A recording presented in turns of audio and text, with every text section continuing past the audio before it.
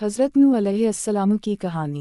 हज़रत नूह अलैहिस्सलाम अल्लाह के बरगज़ीदा पैगंबरों में से एक थे, जिन्हें अल्लाह ताला ने अपनी कौम की हिदायत के लिए मबऊस फरमाया।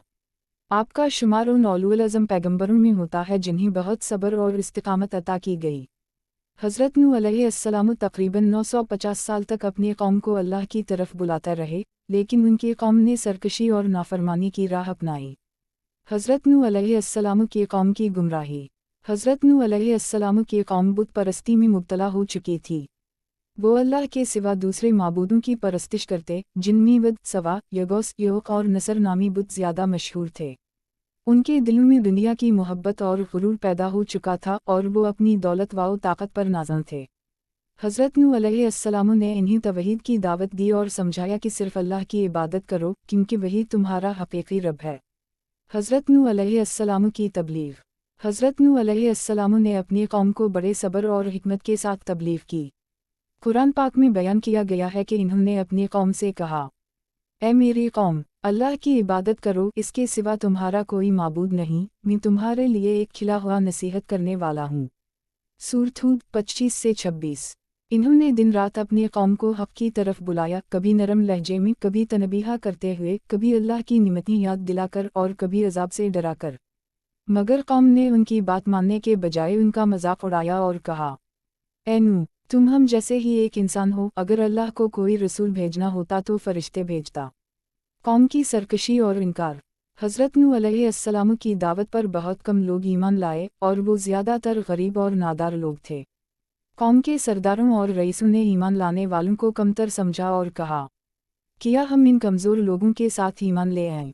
इन्होंने हज़रत नूह अलैहिस्सलाम को झटलाया और कहा कि अगर तुम सच्चे हो तो वो अज़ाब ले आओ जिसकी तुम हमें धमकी देते हो। इन्होंने हज़रत नूह अलैहिस्सलाम को सताने में कोई कसर न छोड़ी, यहाँ तक कि बाज़ रिवायतों के मुताबिक वो इन्हें मारते पीटते और जब वो बेहोश हो जाते तो ये गुमान करते कि वो मर गए हैं, लेकिन अल्लाह की मदद से वो फिर उठकर अपनी तबलीग जारी रखते।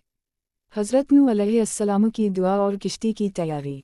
जब हज़रत नूह अलैहिस्सलाम ने देखा कि उनकी कौम हिदायत कबूल करने के बजाय मज़ीद सरकशी पर उतर आई है, तो इन्होंने अल्लाह से दुआ की, ऐ मेरे रब, ज़मीन पर किसी काफिर को ना छोड़, अगर तो इन्हें बाकी रखेगा तो ये तेरे बंदों को भी गुमराह कर देंगे। सूरत नूह 26 से 27। अल्लाह ताला ने हज़रत नूह अलैहिस्सलाम को किश्ती बनाने का हुक्म दिया और वही के ज़रिए इसका तरीक़ा सिखाया। हज़रत नूह अलैहिस्सलाम और उनके मानने वालों ने एक बड़ी किश्ती तैयार करनी शुरू कर दी। जब कौम ने ये मंजर देखा तो वो उनका मजाक उड़ाने लगे और कहने लगे, ऐ नूह, तुम तो नबी होने का दावा करते थे, मगर अब बर्री बन गए हो। हज़रत नूह अलैहिस्सलाम ने जवाब दिया, आज तुम हमारा मजाक उड़ा रहे हो, मगर कल तुम पर अजाब आएगा, तब तुम्हें हकीकत मालूम होगी। तूफ़ान नूह और अजाब इलाही।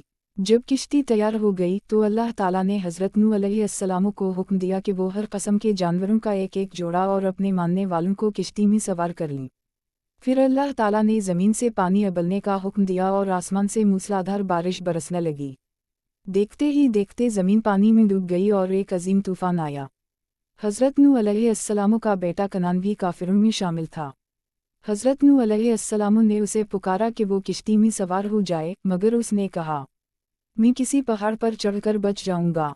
हज़रत नूह अलैहिस्सलाम ने कहा, आज कोई नहीं बच सकता सिवाय उनके जिन पर अल्लाह रहम करे। लेकिन तभी एक बड़ी मौज आई और कनान को अपने साथ बहा ले गई। कुरान मजीद में अल्लाह ताला फरमाते हैं, और कहा गया, ए ज़मीन, अपना पानी निगल ले, और ए आसमान, रुक जा। और पानी कम हो गया और मुआमला तमाम कर दिया गया और किश्ती जूदी पहाड़ पर जा ठहरी।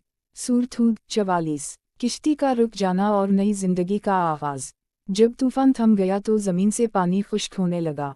हज़रत नूह अलैहिस्सलाम और उनके साथी किश्ती से उतरे और एक नई जिंदगी का आगाज़ किया। इन्होंने अल्लाह का शुक्र अदा किया और ज़मीन पर दोबारा बस्ती बसाई।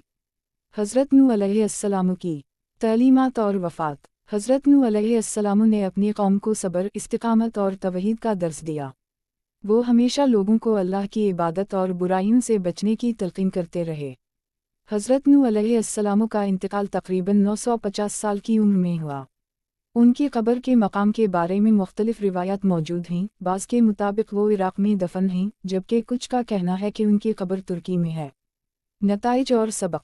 حضرت نوح علیہ السلام کی کہانی ہمیں کئی اہم اسباق دیتی ہے۔ 1. توحید، صرف اللہ کی عبادت کرنی چاہیے اور شرک سے بچنا چاہیے۔ 2. صبر اور استقامت، مشکلات کے باوجود اللہ کے راستے پر قائم رہنا چاہیے۔ 3. اللہ کا عذاب برحق ہے، جو لوگ اللہ کی نافرمانی کرتے ہیں وہ انجام کار عذاب میں مبتلا ہو جاتے ہیں۔